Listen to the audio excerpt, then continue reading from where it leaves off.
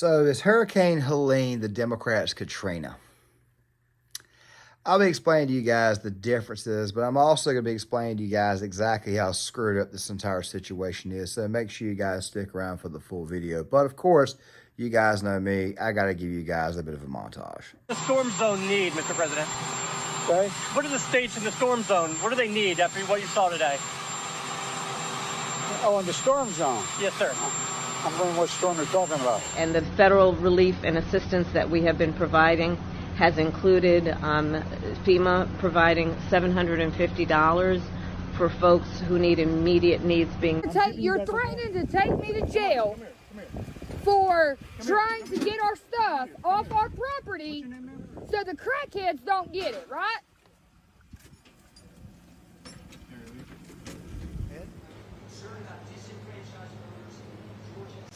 I'm not thinking about voters right now. I'm thinking about lives. And to be honest, it's much bigger than anything else. But we're thinking about lives, a lot of lives lost, a lot of people missing. And that's what I'd be focused on right now. That part about Biden not knowing about the storm or, I'm going to chalk it up to a brain fart, especially given the fact that he was actually on calls with our very useless governor here in North Carolina, Roy Pooper. I call him Roy Pooper because that right there is really and truly what he is. He's a pooper. And he's kind of a do-nothing governor. I mean, seriously, think about this. If you're from North Carolina and you live in this state, I want you to think about something really quick. What has Roy Cooper done since he's been governor? He's done absolutely nothing. Basically a do-nothing governor. Ever since 2017, he's not done a single daggone thing. And that part about Kamala Harris's $750 check, there are some people who, by the way, were able to get some internet access via Starlink, which, of course, was via Elon Musk because it took a private citizen to basically take care of that situation. There were some people who obviously applied, and this right here is the type of response that, this is the type of, well, let's just put it this way here. You can't expect the federal government to do a whole lot. For those that don't know, I'm at the foothills of the Western North Carolina mountains, and everybody in my area that I've talked to, including myself, who applied for the $750 assistance payment from FEMA has been denied. Okay? Yeah. They've denied us. Okay. So here we sit. We've thrown out all of our food because we had no power for 5-6 days. Some still are without power. Here we sit. Limited resources in the store, and they have denied our $750 resource check. So, yeah. That bit about the food at the very, very end, that bit about the noise in the background, don't worry, I'll be explaining that over the course of this video here. But we got to talk about the difference between this situation and what happened with Hurricane Katrina, because obviously there are a lot of people making comparisons.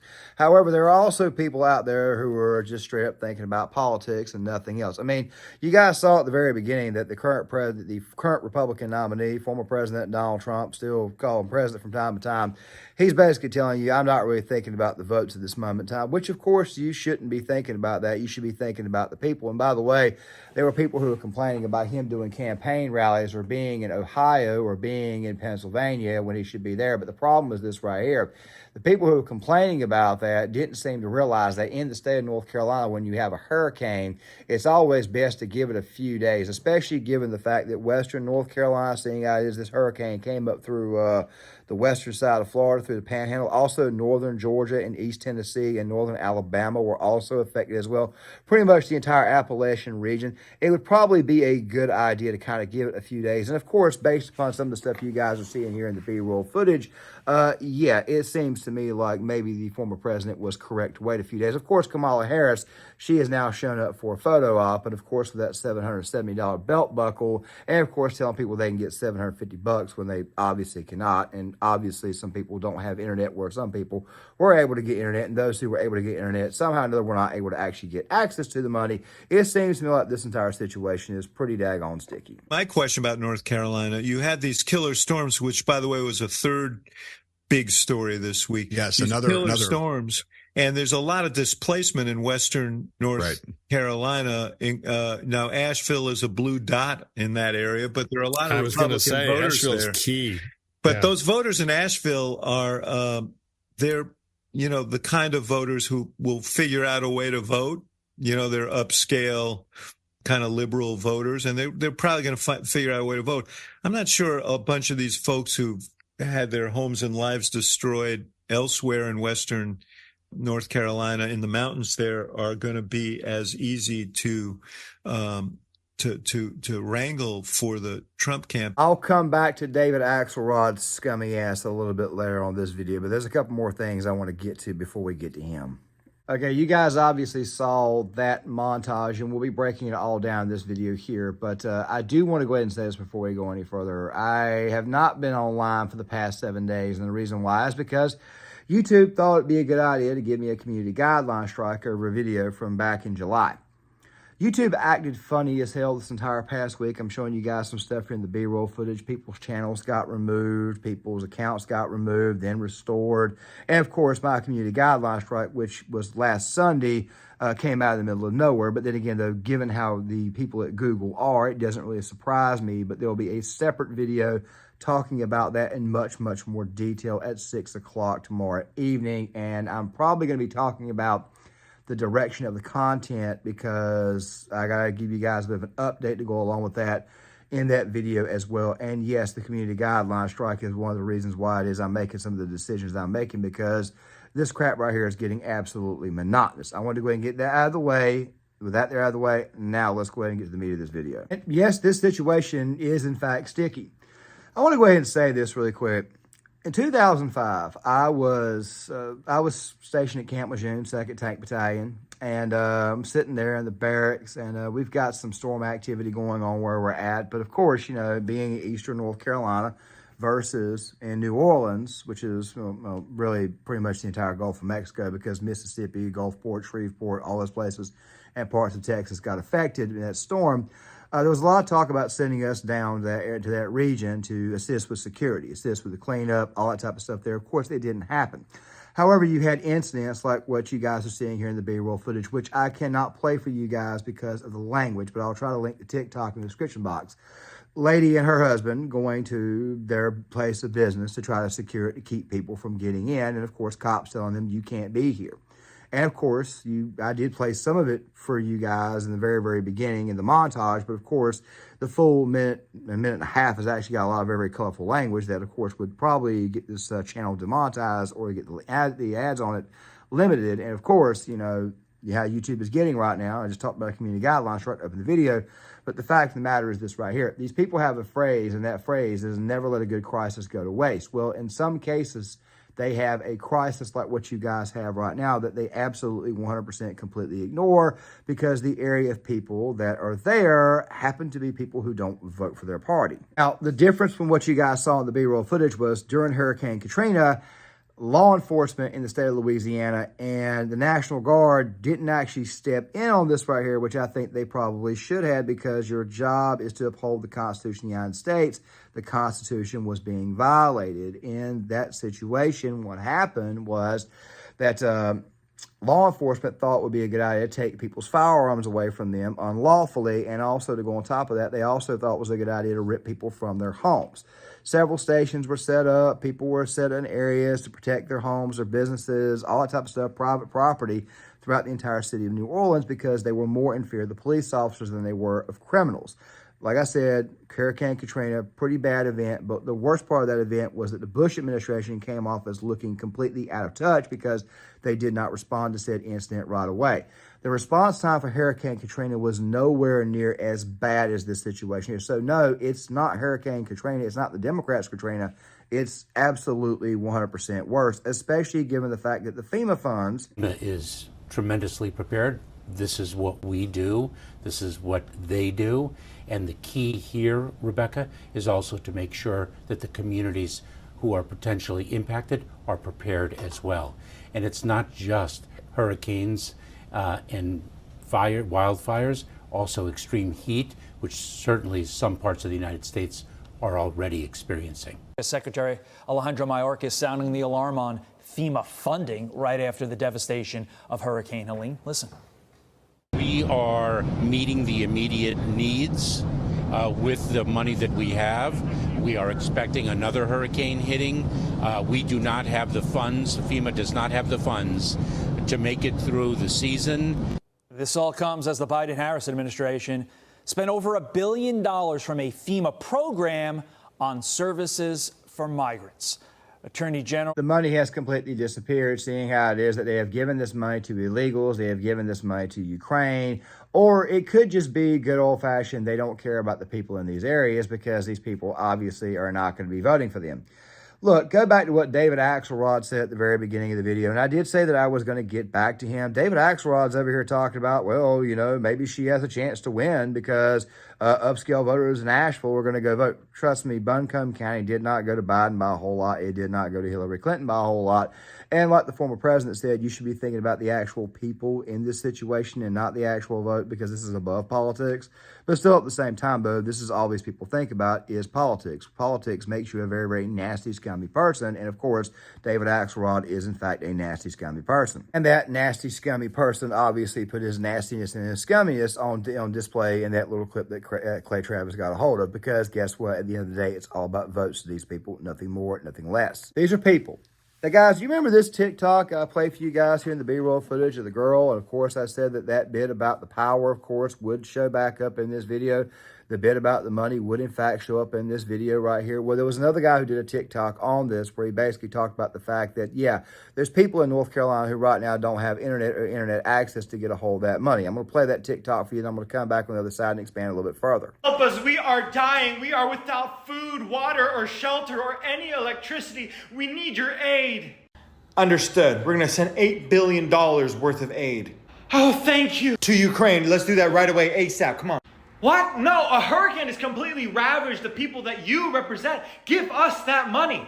Oh, don't worry. We're going to give you money. Every single one of you is getting $750 each. You sent $8 billion to Ukraine. You're going to give us $750? You know what? Okay, we'll take it. How do we get it? Easy. You just go online and apply, and if you pass the application, we'll wire the money right over. Okay, let me get this straight. You want us, people that are trapped in a town with no water, food, resources to spend $750 on, to go online when we have no electricity, so we don't have any Wi-Fi, to get the $750?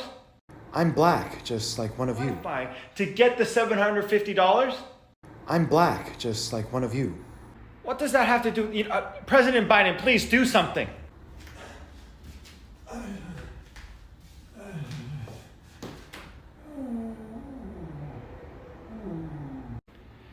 We used to be respectable. And one more thing I want to just go ahead and throw out there. There's this photo that got circulated around during this entire ordeal where you can obviously see that the ear pods are not plugged into the phone because it's trying to make her look like a bit of a girl boss here, when in reality, she's obviously fake as hell. And also something else too, there's also the belt buckle and the photo ops. Point is this right here. Nothing about these people is real at all. Okay, it's all just a photo op. These people really and truly do not care about the people in Appalachia, and you guys are seeing it on full display. So yeah, in a lot of ways, this is actually worse than Katrina.